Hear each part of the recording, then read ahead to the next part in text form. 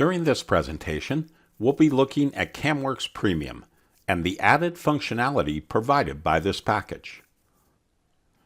CAMWORKS Premium includes all of the features in all of the other CAMWORKS family of products, including SOLIDWORKS CAM Standard and Professional, CAMWORKS Standard, Milling Standard, and Milling Professional, and CAMWORKS Turning Standard and Professional.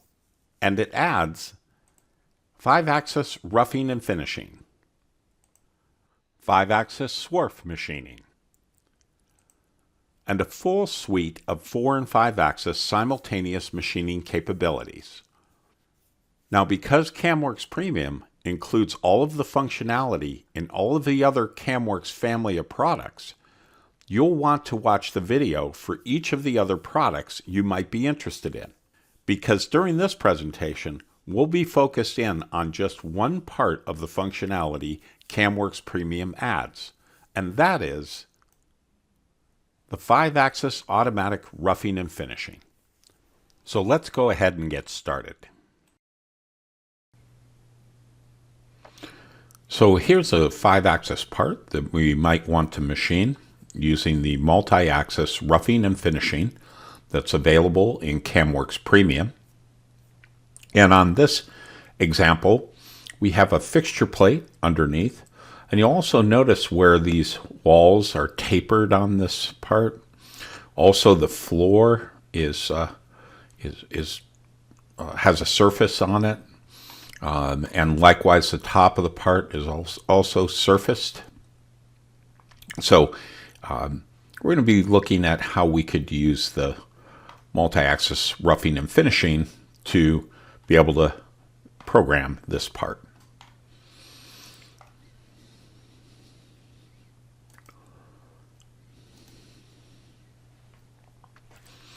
So we'll begin by going to the CAMWORKS feature tree. Now, I've already selected the part and placed it in the part manager. And also I am using a bounding box as the stock around the part.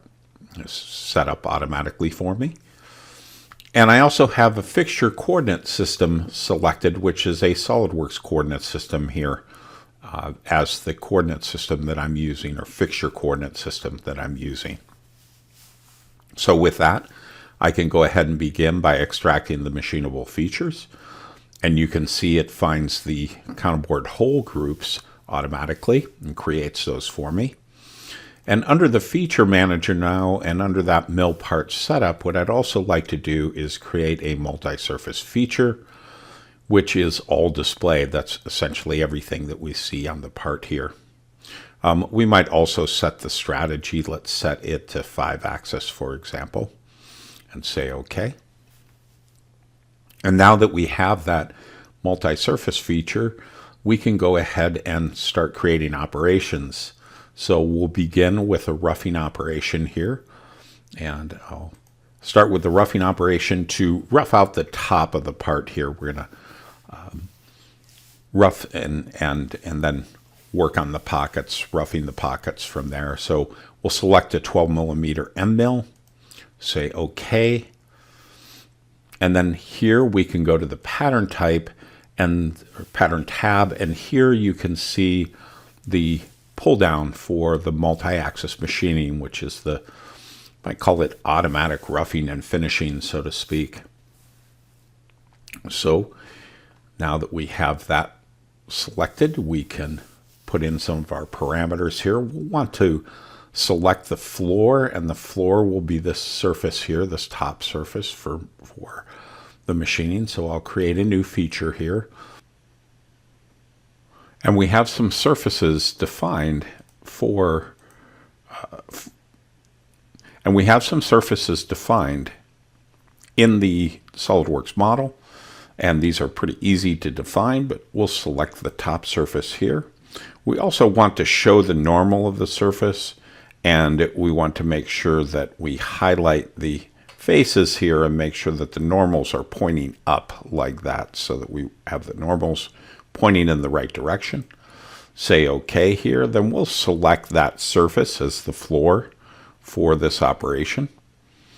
And now we can set some parameters here. We want to set our machine deviation. We'll increase it a little bit. This is just a roughing operation. We want to leave half a millimeter on the floor. That's fine.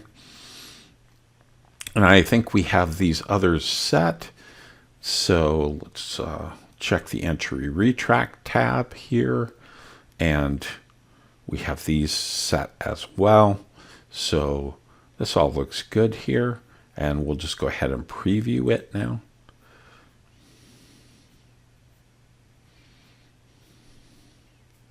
And you can see the roughing toolpath created here. I'll go ahead and simulate it so that I can see the roughing occurring. And you can see how nicely it uses that adaptive roughing to rough out the part and establish that top surface. So, and we'll go ahead and finish it here shortly, but this will work nicely for the roughing. So we'll say OK here. We really don't need to generate them again now that we have them in place, and you can see them there.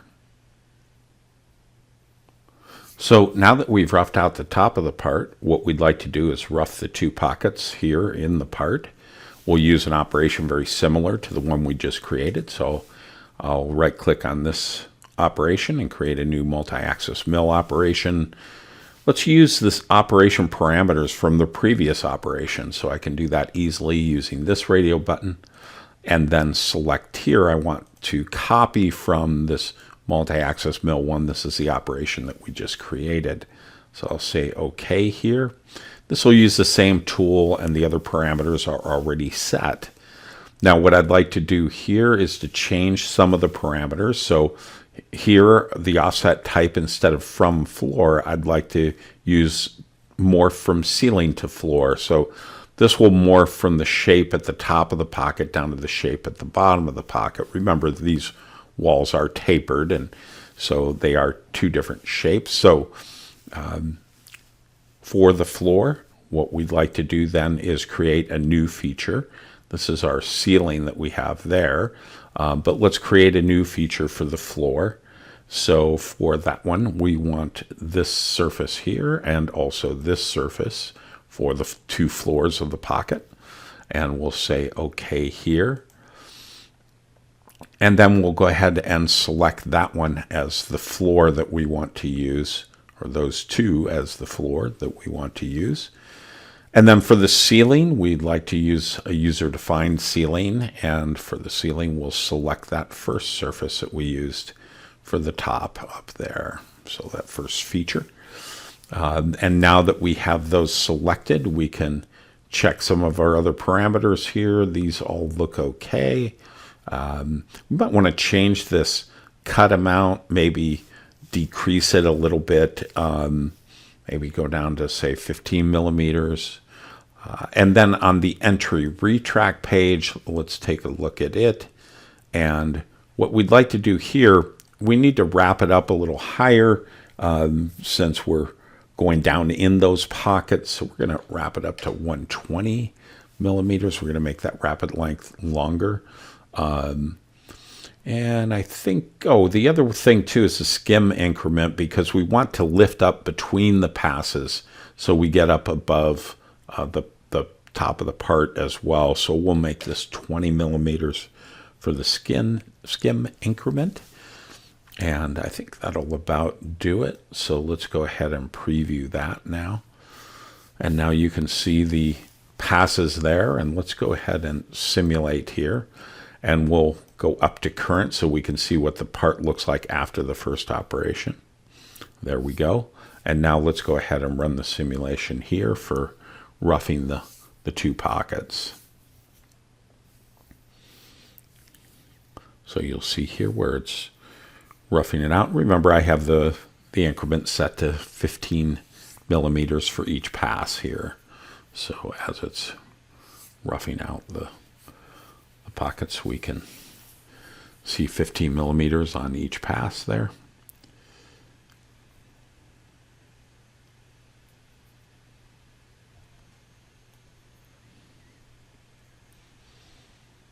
Then we'll see a final pass here to leave the finish amount on the bottom of those pockets also, with the finish amount specified at 0.5 millimeters. And that looks great, so we'll say OK there. So now this looks great, so let's go ahead and say OK. And we don't need to regenerate the toolpath since we've generated them already. And now we have both the top of the part and the pockets roughed out.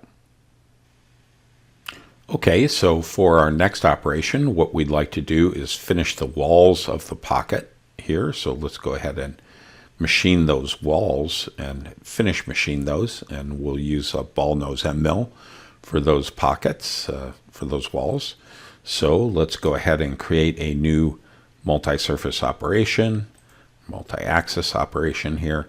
And what I'd like to do for this one is use this tool number 9, a 12 millimeter ball end mill, to finish machine those pockets. And so here, what we'd like to do is go, instead of roughing, we want to go to wall finishing for this one. And we'll leave it set at parallel. And now we need to specify the floor. And so for the floor, we have the two pockets defined, the two surfaces here, these two floors. So those will be fine for the floor, for the walls as well. And then for the walls, we need to define a new feature for those. So we'll create a new feature.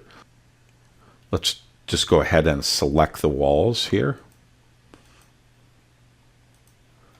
that we want to machine.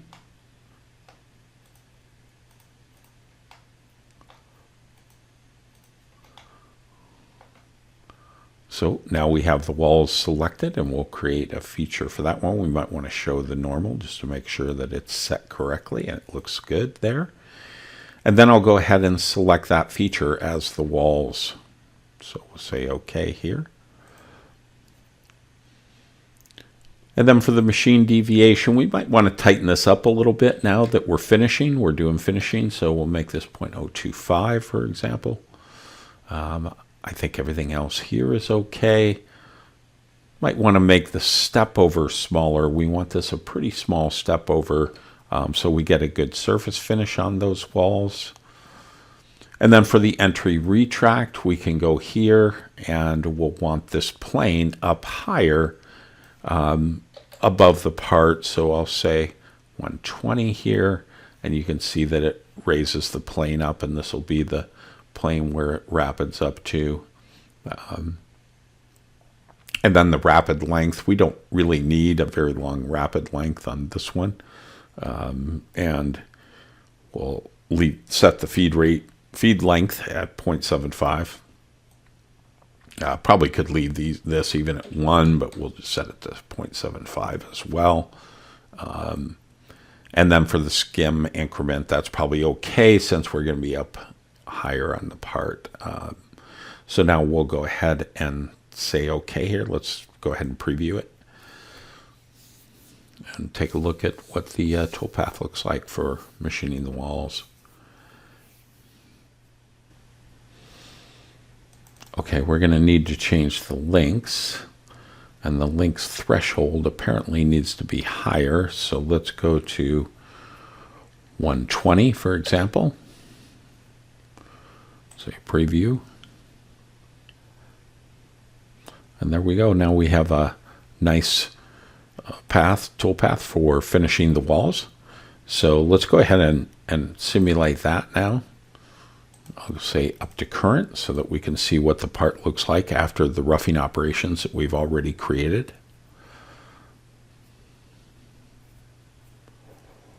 And this will bring the model up to date in terms of the operation that we're about to simulate, and let us be able to watch the simulation of the walls. So now let's go ahead and play that and take a look at how it machines those walls. So you can see it's doing a nice job of finish machining those walls, and notice how it's tilting the tool as it's moving back and forth so that there's no interference and no gouging of the part. by the holder or the shank of the tool. And so it's doing a nice job of creating that 5-axis tool path in order to finish the walls of that pocket. Looks really good. And the next step, of course, would be to finish the floors as well in a similar way.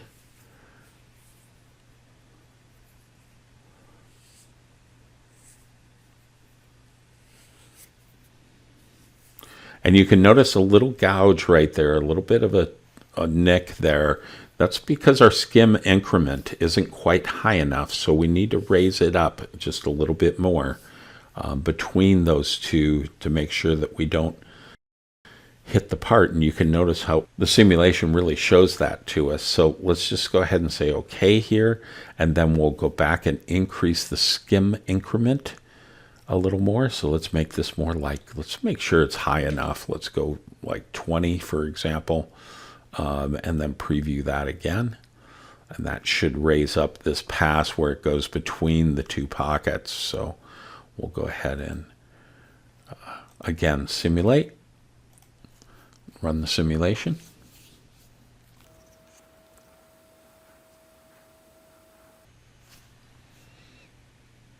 And then we'll go ahead and say go here. And again, it does a really nice job, and it's fairly easy to select, and not too much trouble, not too many parameters. It's easy to set up these multi-axis operations and define the features for the different operations as we're going along and creating them. And so it's really pretty efficient for programming parts like this. And you can see it machining the other pocket here, and it looks like it ended up clearing the pocket this time, and so it did not nick the part between the pockets. And now we have a nicely machined part here.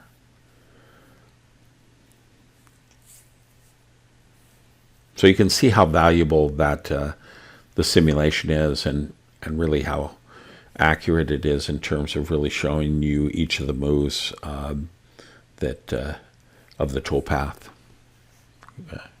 Looks really good, and if I compare the machined model to the design model, we can see everything in green has been fully machined, and you notice the walls of the pocket are now in green now, and have been nicely finished machined. Okay. So we'll say OK, and we don't need to regenerate again. We have the toolpath there. So now we can move on. Now we could go ahead and finish machine the floors and the other walls. I think you get the idea here. So let me just go to this other configuration. You may have noticed that I have another configuration here. And on this configuration, I've gone ahead and finish machined the walls like we had previously. I also finish machined the floors here. And then I have the rough machining of the pockets using the similar technique that you've seen earlier. I also used a finishing operation here on these walls, but I used a barrel tool on these walls. So we'll see that in the simulation here in a minute. And then finally, I also finish machined the top of the part using a M-mill with a corner radius, sometimes called a bull nose or hog nose tool. So I used that tool to finish the top, and it really leaves a nice finish on the top. So let's go ahead and simulate the whole part now, and you'll really see. And let's speed it up a little bit. I'll increase this increment to speed it up, and then say OK. And now it should be a little faster, and we can watch it roughing the top of the part here, and then going ahead and roughing the pockets. And there are a host of different options that are available in CAMWORKS Premium.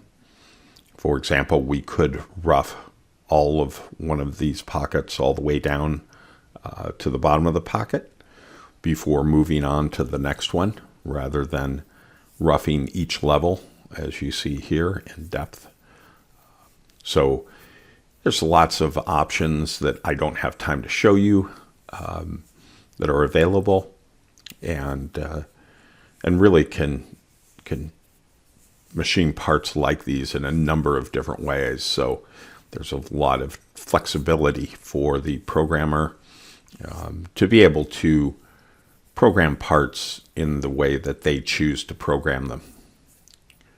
And of course, those best practices can be, once determined, can be saved back to the technology database and reused automatically by other programmers or the same programmer. So it can be a great time saver when programming complex 4 and 5 axis parts. And you can see here it's finishing up roughing the through pockets, and then going ahead and finishing the walls of those pockets using the barrel tool. And then the top of the part as well. You can see how smooth the top of the part is. And of course here I can compare the machined model to the design model. So you can see that everything is in green, and we could go along and chamfer these edges as well. But everything there looks really good. So I hope you're getting the idea of how you can use the multi-axis machining in CAMWORKS Premium to quickly program 5-axis parts.